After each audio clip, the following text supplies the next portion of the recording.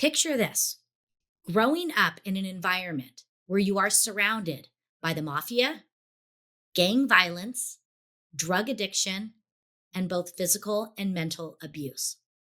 What would you do as a young girl to ensure that you were not becoming a statistic? That is what we are talking about today. My guest has been through it all and has come out on the other side, emerging even stronger than anybody could have imagined.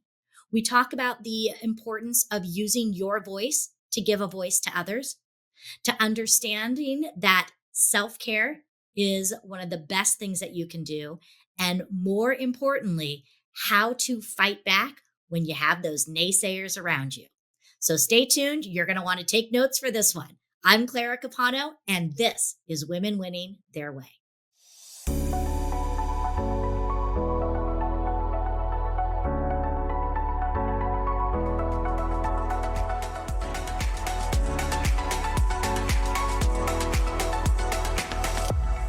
So, Andrea, welcome to the show. Thank you so much for being a guest here on Women Winning Their Way. Thank you so much for having me. I am so excited to be here today. Yes, you were at a networking event that I was at as well, and when you stepped on to share, I think you had almost all of us in tears in a good way because you were so inspiring in the things that you were doing. And I went up to you right afterwards and I said, I need to get you on the show.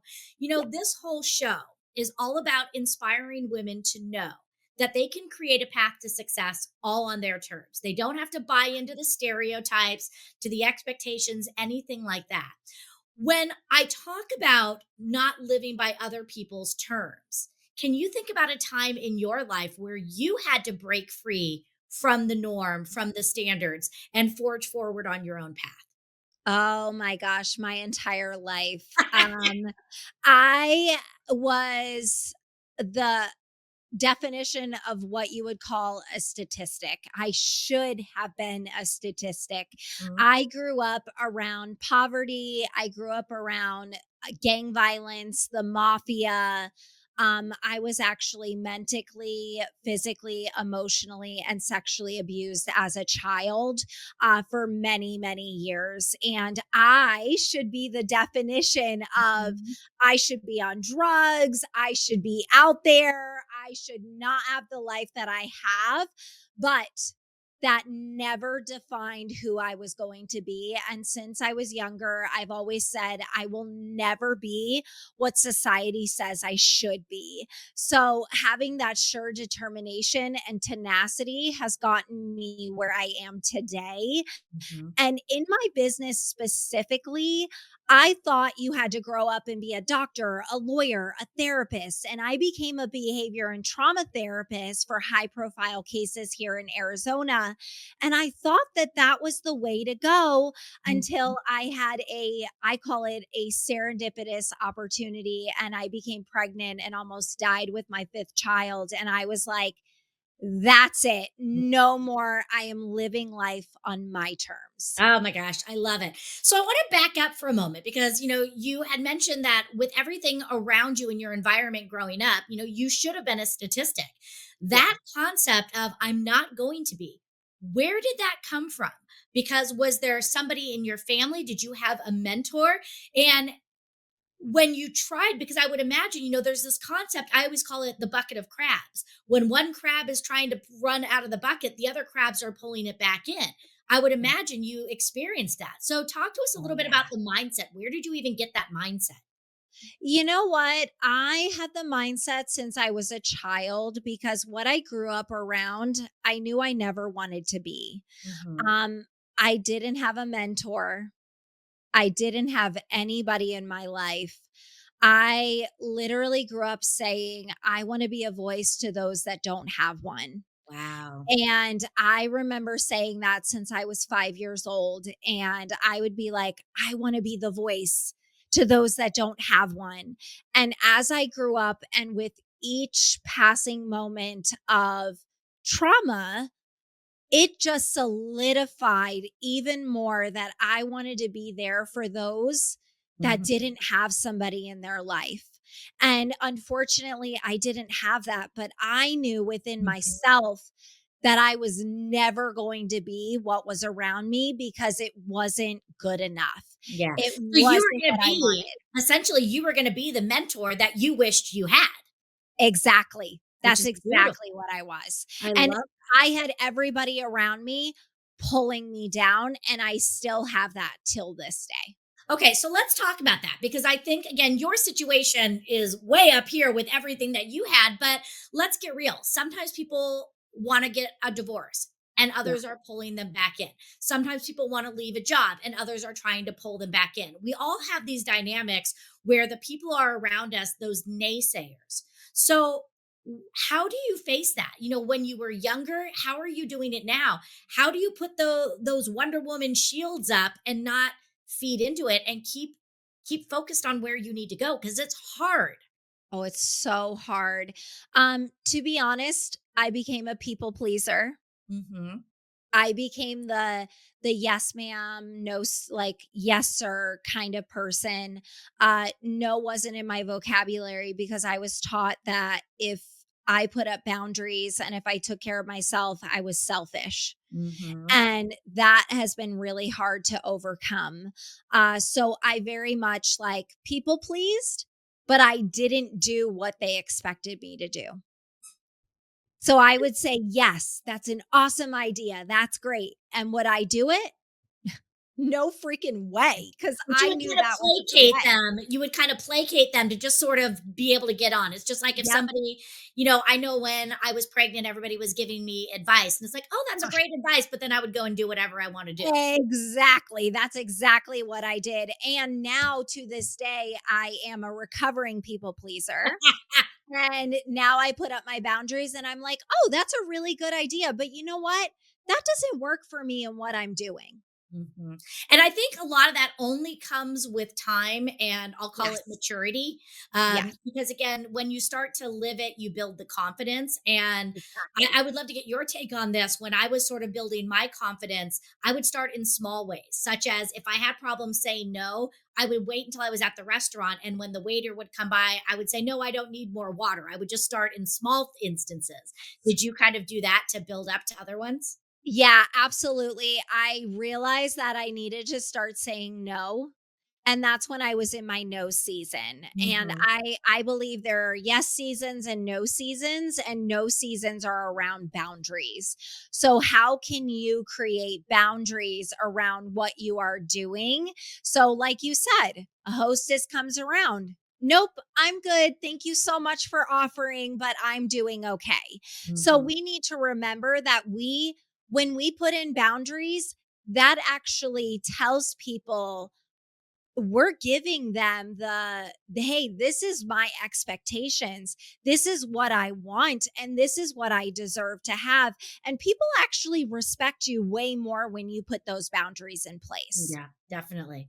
I think when people are, trying to get over these hurdles of the other people around them that are the naysayers, Yeah. the hardest ones are the family members. It's Oh, really yes. hard when our parents, when our spouse or significant other, our siblings are the ones that are trying to pull us down because, Yeah. we live with them each and every day. So, Yeah. what advice could you give some of the women out there who are trying to break free from something? But it's the people in their inner circle who are kind of holding them back the most. Yeah. I think I think you need to be okay with allowing them to not be in your life either. Mhm. A lot of people want to keep them there, and I've tried that for so long. But I'll be honest with you, I was assaulted by my mother on March 4th of this year. She assaulted me in front of my home. I've lost 150 pounds, so I'm really tiny now. You My are. mother, my mother is almost 300 pounds, and she threw me around like a rag doll. And that was my wake up call to be like, okay, I've put boundaries in place with her. Mhm. I have told her exactly what I need, what my needs are. Don't be afraid to tell people what your needs are and what you want out of a relationship. This doesn't just go for friends, this goes for family as well too, because as we're growing and maturing, what we want is different than when we were children. And I wanted a different relationship with my mother. And I tried so desperately and so hard. And because I do have my master's in psychology, we are automatically prone and actually by human design born to love those that hurt us the most. Yeah. And Mhm. we love our parents no matter what they have done. But just because we love them doesn't mean we have to have them in our life. And that's okay. So you have to come to a realization that if it is not benefiting your life, it is okay to say, this relationship isn't fitting me. Mhm. And right now, maybe we need to take a pause. Yeah. When I was, starting my yoga practice, I remember the instructor would always say, let go of those things that don't serve you. And that's what I hear Exactly. you saying here is sometimes the relationships we just get to a point where that relationship doesn't serve us. And it doesn't have Yes. to mean that it's mean. And I remember when I was going through my second divorce, I was just not fun to be around. I was going through my own issues and doing these. And I actually had one of my closest friends tell me, I can't be with you right now because you're not good for me. This Yep. this dynamic is not helpful to me. And some people might say that was awful that she said that. For me, it was one of the greatest gifts because I Yeah. didn't even realize it. And that really woke me up. And it was funny because I ran into her several years later and she's like, "Oh, we need to go and get coffee." And I was like, "Do you remember when?" And she's like, "I cannot believe I said that to you." And I was like, "I'm so grateful you did." Yeah. So, her having the strength to and we were really close. I mean, let a Yeah. good friend go because I wasn't good for her. And, Yeah. sometimes people just don't know. So I think that's really beautiful. I want to go back to Can I add one thing? absolutely. So I have been living by this term that a lot of the time people will say that's selfish. What I've learned is it's self-ful. We're Hmm. not being selfish, we're being self-ful and we're honoring ourselves. And it doesn't have to be like, oh, I hate you. You're not good for me. Like all of that stuff. It's more like, I am so self-ful and I love myself. And this relationship just isn't moving me in that direction. Yep. I think that is so good to do that. I want to go back to what you talked about, with your fifth child. Again, I think we do need to say that you are very young and you have five children, which is already a feat in and of itself. But you mentioned that you had sort of a near death experience with your fifth child.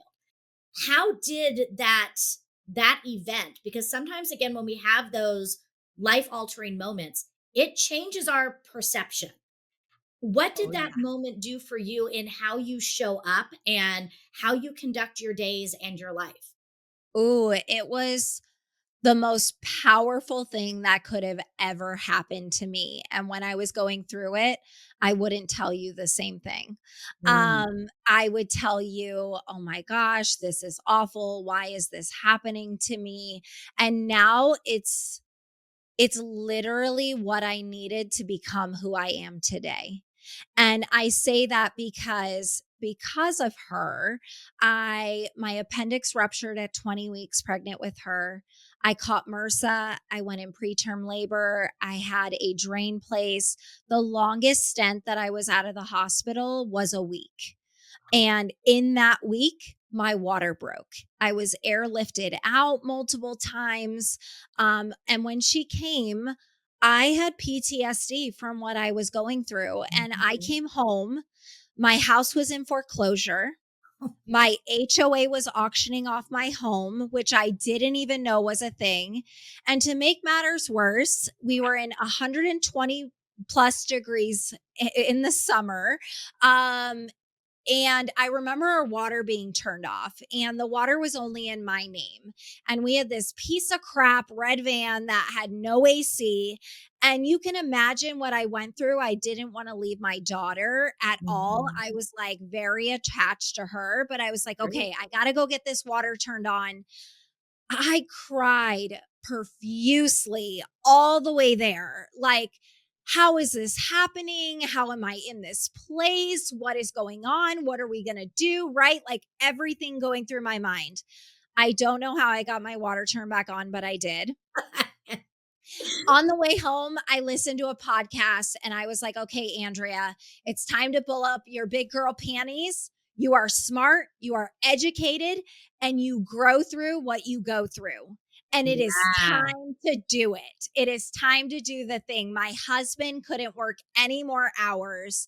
So what I did was I started my business. And in my first 7 days of business, oh, wait, I built my website on my iPhone 8. So nobody tell me that you can't start your business with the lack of not having technology. I literally had this piece of crap laptop that didn't function, didn't work. I built my Squarespace website on my iPhone 8 and I landed $12,500 in the first 7 days of business. Oh my God. And That I is was incredible. no longer in that predicament. And I allowed my daughter and the experience that I went through to propel me forward. Yeah. Because this wasn't the first time that I've experienced trauma, but Mhm. by golly, was this going to be the last time that Yeah. I was going to go through that? And I was going to learn that I had everything that it takes and I was going to trust myself. I love that. And I want to go a little bit deeper into that because again, some people call it grit, gumption, tenacity, whatever it is. It could just be, the absolute need and despair. But, in those first few weeks, again, you built your website, but like what were some of the tactical things? So if a woman is sitting there and right now her business is stalled out, or Yes. again, she is starting her business and she's feeling the despair, what would you recommend? Like, what are maybe some three tactical things that you did to catapult you to Ooh. get from 0 to 12,000? Yep.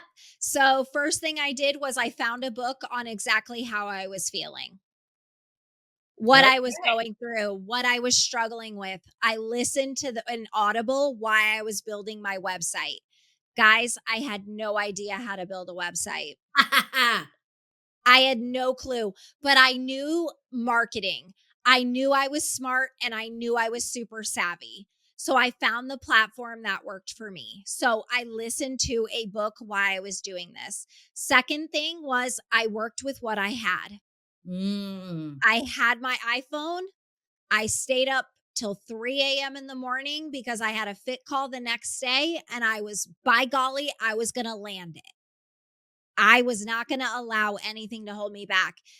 Third thing, I found Facebook groups and I used my voice. Remember how I started with I wanted to mhm. give a voice to those that didn't have one? Yep. Well, I needed to get my voice back. I gave my voice to so many and I helped so many in these high profile cases, but it was time to give me my voice back and give a voice back to those entrepreneurs that wanted to grow their own business and lead towards something so much greater. So, those were the three tactical things. And in those Facebook groups, I provided high value. Mhm. I didn't go in there and I wasn't like, oh, buy me. Oh, I have this service. No, it was, how can I support you? What can I teach you? Google is the biggest, most supportive thing, guys. If you don't know how to Mhm. do it, Google it, YouTube it. I used what I had at my fingertips. Yeah. I love that. I think so many times we forget of all the resources that are in front of us. Now, do Yeah. you remember the book that you read? It was, no, I That's don't. okay. I just was I don't. curious. Oh No my gosh, worries. it was such a good book. It was by, I believe her name is Amber. And it was all about the grit and Was it Angela tenacity. Duckworth? No. No, because You she know wrote what? a book called Grit, which is great, but yeah. Oh, it is good. That one's really, really good. And now you're gonna have me Nope, thinking don't worry about about it. Don't worry about it. Again, we have so many wonderful books out there, and like I it. said, Me too. search again what it is you're trying to do, and books will come up. I want to Exactly. go into another kind of tactical one because you mentioned again you used what you had. You stayed up till 3 in the morning. Okay. It's Yeah, by Amber Ray, Rae, and it's called Choose Wander Over Worry. Choose wander over worry. I'm gonna audio that one and start listening to that And too. it's only 4 hours, so I Nice. literally had to listen to it while I was working, and I was like, "This is it. I Mhm. don't need to worry. I need to wander and be curious." I love that. So, how did you? Because again, now you're home, you're starting a business with your website that you built. You have 5 kids, one of which is a newborn, and I imagine the others were still pretty young. They were young. Your house is in foreclosure. How did you get this all done? I mean, talk to me about the power of whatever it is, time blocking, delegating. Like, how literally did you get this all done? So, it was 6 years ago that I got well, about almost 5.5 years ago. My little one is named Clementine, and she became my little mini boss, and all my clients loved her. There, and I made my children a pivotal piece of what I did. I got a message yesterday on Instagram, and he's literally like, I love how you've made your children a part of your story, not a part of holding you back. Yeah, so good. And a lot of parents do I again, a lot of parents do that. I'm not the one that does that. I'm the one that my kids propel me forward. They're in Mhm. my view in my Instagram videos. Yeah. They're out there. They're there. They're literally my why. And Yeah. I taught them how to build a website. I taught them how to code. I've taught them how to market. My son started his own business where he now makes $100 a actually a week, almost over $100 a week. Mhm. And my other children have been able to go out and sell door to door for their school, and they always end up with money. That's Like incredible. incredible. So I'm teaching my children valuable lessons along the way and bringing them into my story and into Mhm. my journey.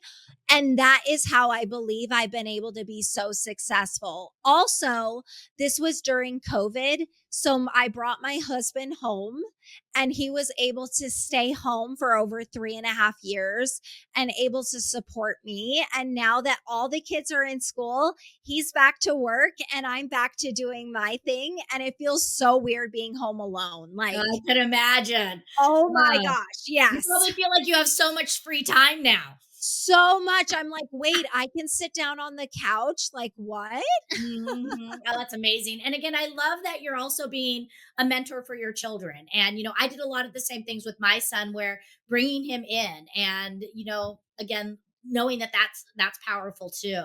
Yeah. We are going to put all of your information in the show notes because again, not only are you just a little firecracker, you really have so much to share and I know that there's going to be people out here that are watching this that are going to be inspired by you. But I want to go ahead and start to close this out. And I have one final question for you.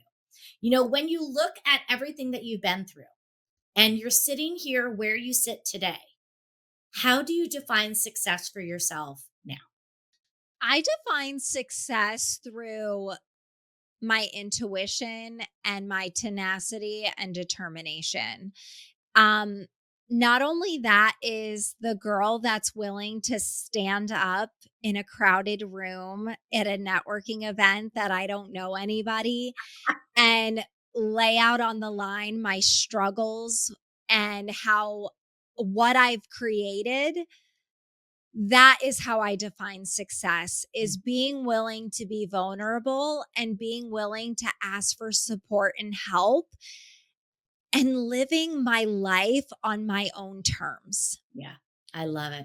Andrea, thank you so much. You started off You. by saying that you were not going to live to be a statistic. Well, I'm hoping that with this show, we can make the new statistic being successful women doing it on their terms. And that's a statistic I think both you and I could get behind. So thank you Yes. so much for being so open, for sharing, and being such an Thank inspiration you. and being that voice for so many. Thank you so much. This has been a blast. Love it. Oh my goodness, everyone. Wow. I no words. I'm like mic drop after listening to her and everything that she's going and has been through and how she has again taken that. One of the biggest things that she said that I loved is when she said that we grow through from what we go through. Knowing that, again, everything happens for us, not to us. And even when we are going through those difficult times, those are opportunities for us to grow, to learn, and to come back even stronger. Again, having to grow through those things. I love when she talked about that you're going to go through different seasons, a yes season and a no season. If you're starting your business, you might be in a yes season where you have to say yes to a lot of things because you've got to meet people, you've got to open the door. But then you're going to go into a season of having to say no to things, whether it's opportunities that maybe are not the best fit for you, clients that may not be your ideal client, or even other things with your family. So just know what season you might be in and own it. This ties into what she talked about by being self-ful. Knowing again that taking care of yourself is what you need to propel yourself forward. And going back to that concept, what is serving you and what isn't serving you. And if there are relationships, opportunities, business ventures, if they are not filling you up, if they are not supporting you and helping you move in the right direction, they may not be serving you anymore. And it's okay to let those go.